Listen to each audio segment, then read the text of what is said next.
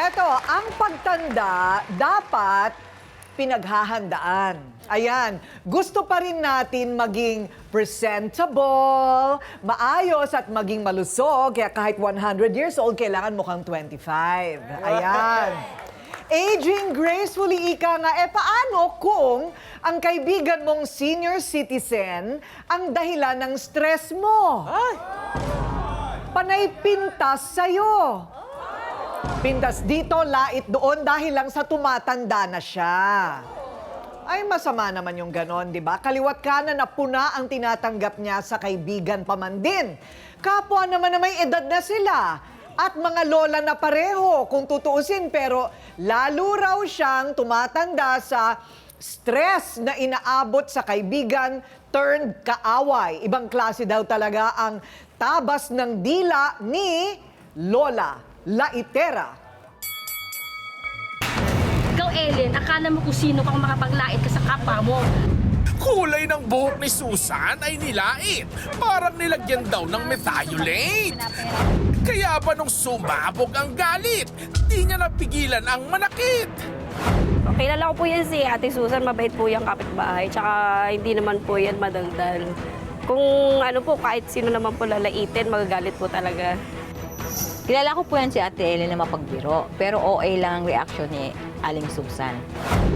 Sila pa kaya'y magkabate at sa huli, same color ng hair ang kanilang mapili. Ayan na, nako, ano ba naman itong dalawang medyo nakatatanda na ito, tumatanda yata ng paurong. Siya ang palaging napipintasan, kaya siya ang nagrereklamo. Tawagin na natin, Susan, humarap ka na.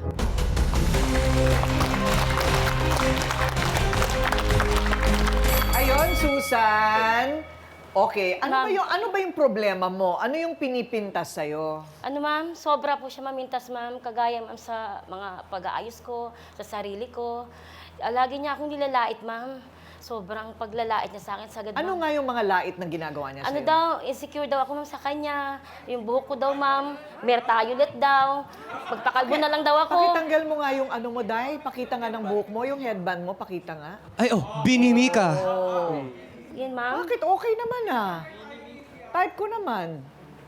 Ikaw lang ba gumagawa niyan o pinagagawa mo sa parlor? Di, ma'am. Ako lang po. Marunong naman po ako kahit pa paano, ma'am. Ah, ayun. Hindi rin sa kanya, ma'am. Nagpa-parlor kasi siya eh. Okay. Di ba, ma'am? Ah, ganun ba yun? Okay. Bakit siya galit sa'yo? Meron pa bang ibang pinaguhugutan yan? Siguro, ma'am, hindi ko naman masabing insecure. Siguro, ma'am, sa sobrang, niya, ma'am, sa buhay niya, siguro may mga pinagdaanan din siya na, basta, ma'am, sobra siyang sa kapwa niya. Hindi siya tunay na kaibigan. Kasi ang kaibigan, kahit anong mangyari, kaibigan ka pa rin niya. Hindi ka niya lalaitin, ma'am. Tutulungan ka dapat, nakakatulong. Pero, wag naman sana gano'n sagad. Mhm. Ano ba ang pinakamatinding at pinakamasakit na pintas niya sa'yo?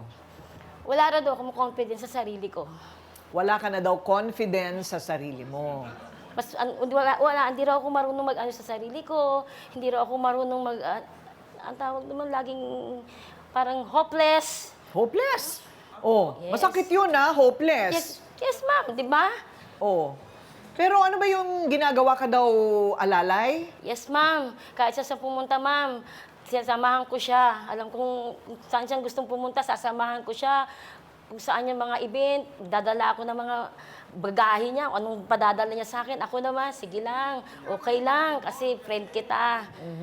Bakit ka naman nagpapaalalay? Ma'am, hindi ako nagpapaalay talaga. Bilang isang lang ako, ma'am, yung utang na loob. May Okay. utang na loob ako sa kanya kahit papaano, ma'am. Ah, may utang ng loob ka. Opo, Ano utang. naman yung utang ng loob na yon? Yung nakatulong naman siya sa akin papaano, kahit papaano nakatulong rin siya sa akin na siguro, ma'am, na ano niya sa akin, nakahiram ako sa kanya, ganun. Ah, nakahiram, Oo. nagbayad ka naman. Ma'am, pakonti-konti kasi ang trabaho na, ma'am, siyempre, sideline lang po ako, ma'am. Okay. Magkano nahiram mo sa kanya? 4K lang naman po, ma'am. Magkano? 4K? 4K lang. So, nauunti-unti mo, magkano na lang ang balanse? Siguro, ma'am, mga ano lang yan, ma'am, mga pakonti-konti, ma'am. Minsan nag-abot po ako sa kanya, mga 300, 400, ganyan. Dapat may listahan ka, Day, para alam mo balanse mo. Sa bagay, ma'am, bilang isang kaibigan naman, di ba, may tiwala naman siya, may tiwala rin ako sa kanya. Nagkaroon lang talaga na sagad mga ano niya Porket ano na siya, ma'am, iba ng ano niya, aura niya eh. Malay mo naman, baka naman matatagpi pa rin natin kung ano man yung punit na yan sa inyong relasyon. Sa lahat ng mga pamimintas sa'yo, paano mo nga pala nalalaman? Sinasabi yan sa mukha mo? Yes, ma'am. Minsan sa kaibigan, sa ibang katao, na kakilala niya. Anong naging epekto sa'yo? Siyempre, ma'am, masakit sa akin dahil wala akong binipinta sa kanya. Oo lang ako ng oo sa akin. Ang dami niya sinasabi. Alam niyo naman oo. kung bakit eh.